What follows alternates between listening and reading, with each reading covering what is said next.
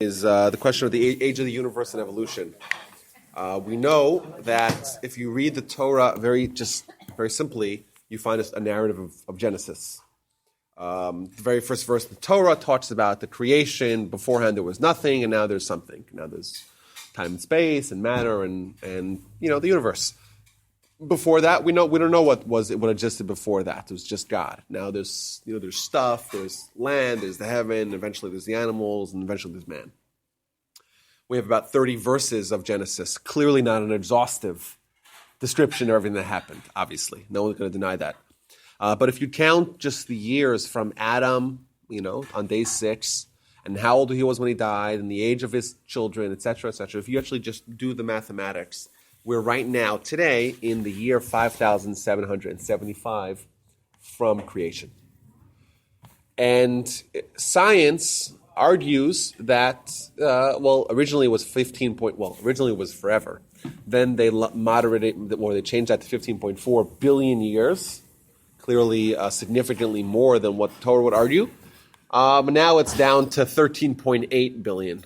Now this is based upon the assumption that we see an expanding universe, and we extrapolate the rate of expansion to where it is now, to where it would have been if it was just all knotted together before the Big Bang. Right? That's fair. Interpolate. Yeah. Yes. Yeah. Okay. Interpolate. Thank you.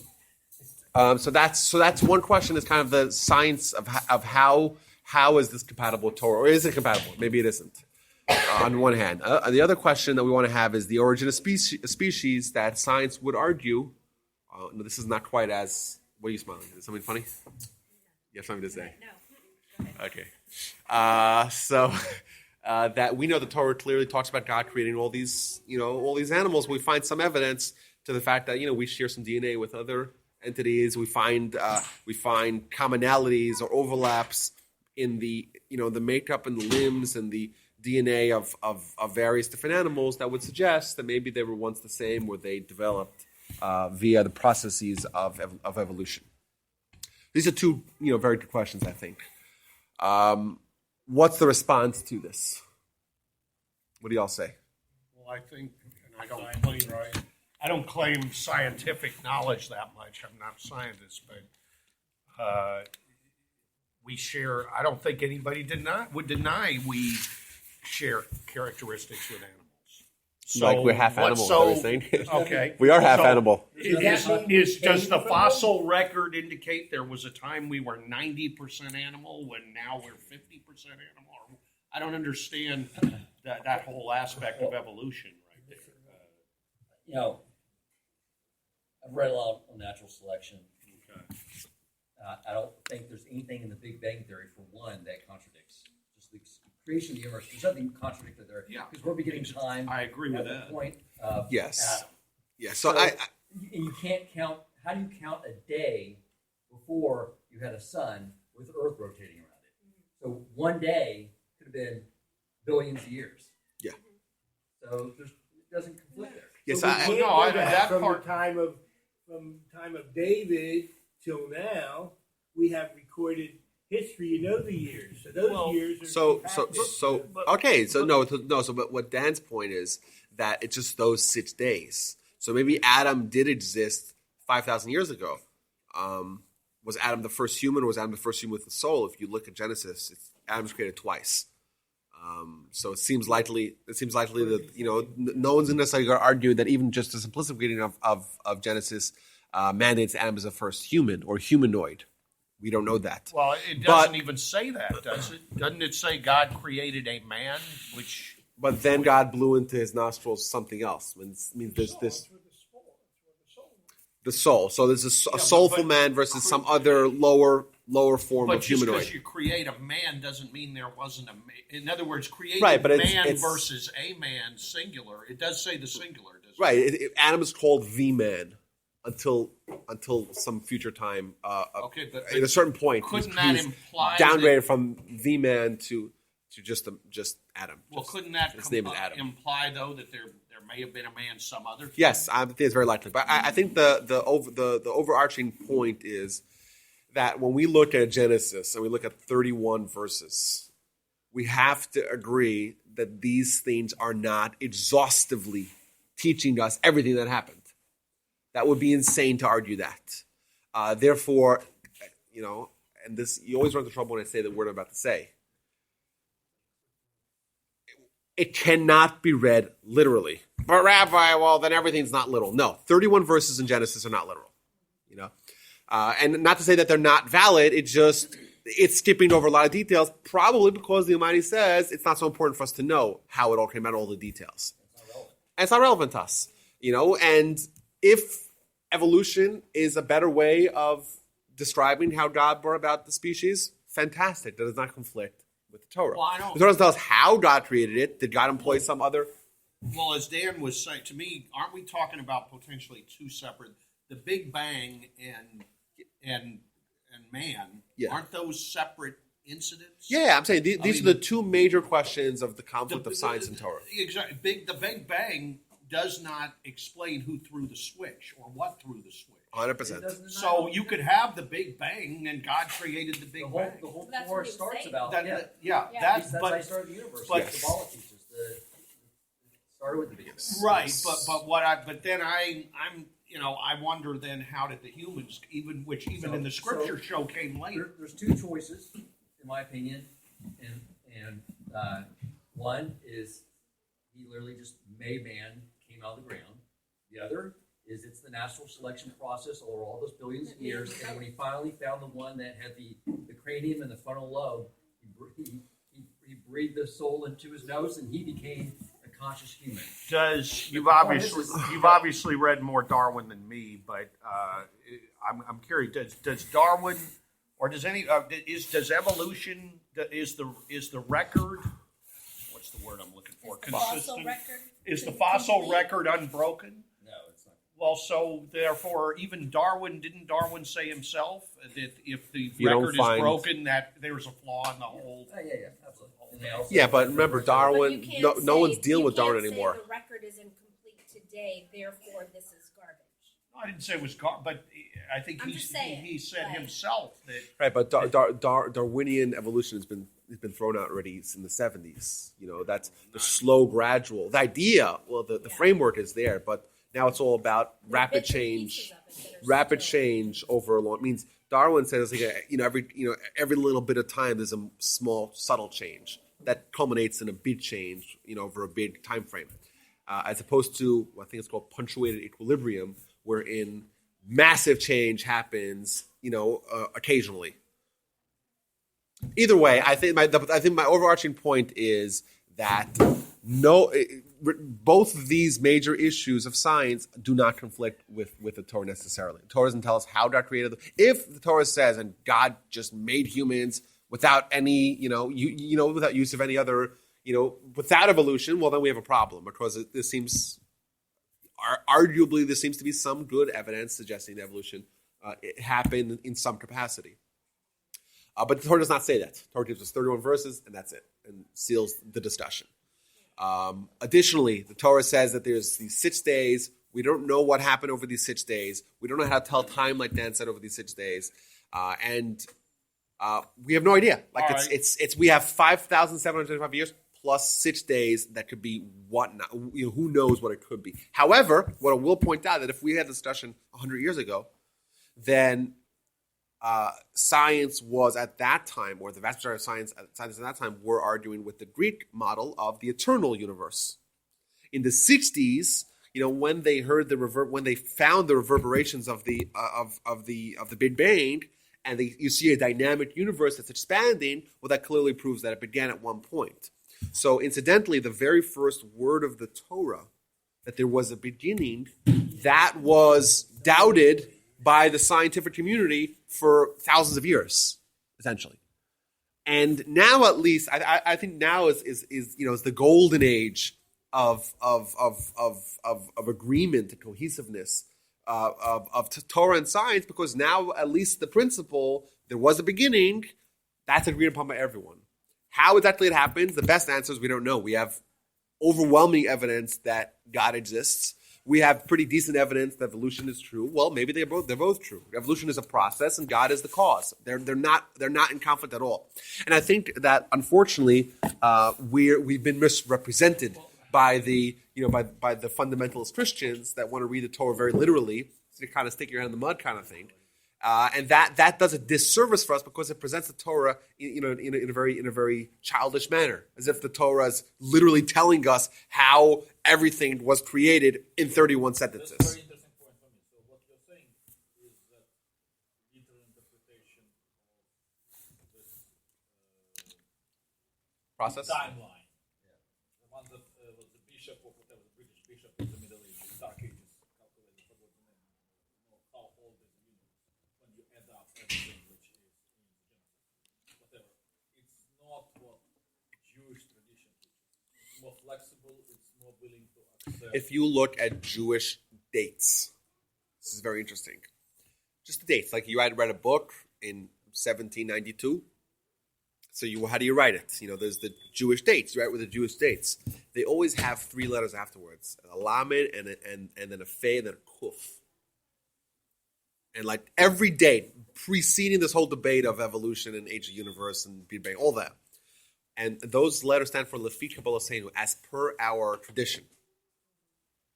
We have a tradition, and the tradition is that it's 5,000 some odd years. We have no idea. This is the way we count. We start counting from Adam. What happened before that is not relevant for our discussion. The time starts taking at Adam. Remember, if you look at the Talmud talks about this. What happened on day 6? Midday, Adam is created. Right? I think 1 hour later we have Eve. 2 hours later they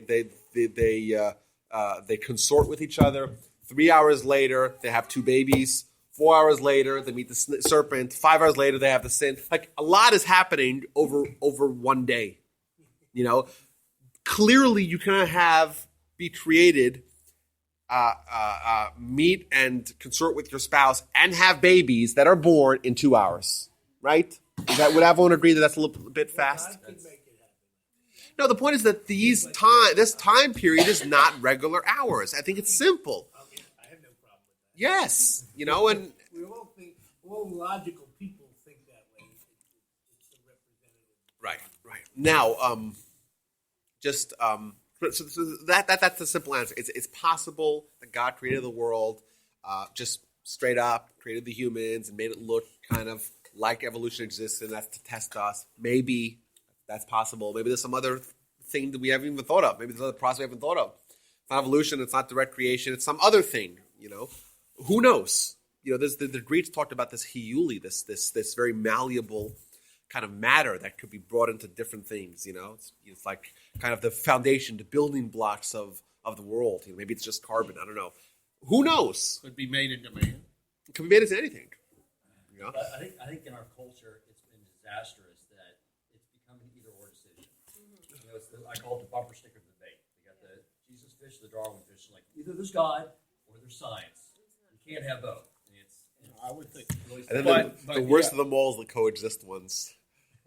Yeah, I don't know, but man. the whole idea of intelligent design is rejected by the extreme evolutionists. Yeah, but intelligent design doesn't say. But that's not it's an only- argument. That's not an argument. Even if we are 1,000% sure evolution is true, that does not necessarily disprove anything. And also remember, even if you accept evolution as a fact, evolution starts also from point A, because it starts with some amoeba. How do you get from just matter to an amoeba? That is a question that's beyond the scope of evolution. Just like we say what happened before Adam is beyond the scope of the Torah's history. It's given us 31 verses. It's not lack of Right, so you Yeah. cannot be an evolutionist and have all the answers, Yeah. right? Because you only start from point B, even, and it's actually easier to make an amoeba into an elephant than it is to make a speck of dirt into an amoeba. That's easier. Once you have a replicating cell, self-replicating cell that could have mutations, it's easy. It's kind of easy. Like you're already halfway home. Once you have the amoeba, Planaria is- okay, you have Planaria essentially the is a elephant. fascinating species, but even the planaria, it can reach. Yeah, but even the planaria had to start. So that doesn't even help us. So even with evolution, you have some gaps in the big picture. And that's why we're okay with evolution, but we're not okay if evolution means the rejection of God, because then you don't have a complete story. And plus, what about evolution should compel you to reject God? Doesn't make any sense. One's the process and one's the cause. They have no overlap. To cycle back to my question that I asked 5 minutes ago, you answered. Just want to make sure. So while fundamentalist Christians they totally reject the idea of evolution, Judaism find at least it's compatible with. Yeah, and because Judaism says nothing about Okay, it. can I ask you this? Does it also depend on what Jew you're talking about? Like, does the Lubavitcher Rebbe, I'm giving it he's deceased, I know, but would he have rejected evolution completely? I don't know. Or would I somebody know who that had the his attitudes. mindset- There are two attitudes. I have read some arguments that try to poke holes in evolution, but I think that was written during a time where evolution was presented as an either-or discussion. I've read a lot of writings that look for compatibilities. Like, for example, if you look at these 6 days and what the development is from the more simple to the more complex organisms, that does seem like an evolutionary process. Okay. It does, right? It starts from simple and gets more complex as you go on. I've read does reference birds evolving from the sea. Okay, so there are some sources, and that seems likely. All right, Maimonides. Now I know he was before Darwin, but was evolution before Darwin? Was there a view of evolution before? Well, you in other words, find in some Maimonides' sources that time. talk about how change can be hereditary. Well, the only reason I bring up Maimonides is I know he was a scientist. Yes, So- but I find even after Maimonides, I have found one source that talks about if someone changes their character, so that's physiologically, they change who they are, their character makeup, so chemically, that would be hereditary, and their children would also, let's say, if I conquer my anger, well, then my kids will have less of be a little bit more, a little bit more timid, a little more docile. I can give you a simple thing about evolution. With all the bacteria around, with our antibiotics, bacteria multiply like billions and billions of times. There's plenty of time for them to develop one cell that becomes resistant to an antibiotic. And if that duplicates itself, not all, but I mean, Right, but you're also still starting with one cell. right. So that's I think the proper Came perspective. first, the chicken or the egg? Yeah, and that's why it really is not a source of conflict. The one thing the Torah for sure says that there was a beginning, that science agrees with. That was the major root of contention. Science has now come around. They have approved of the first verse. We don't know exactly how the God created it. It seems like evolution is a very, very good argument. Evolution alone won't help you because you don't complete the circle.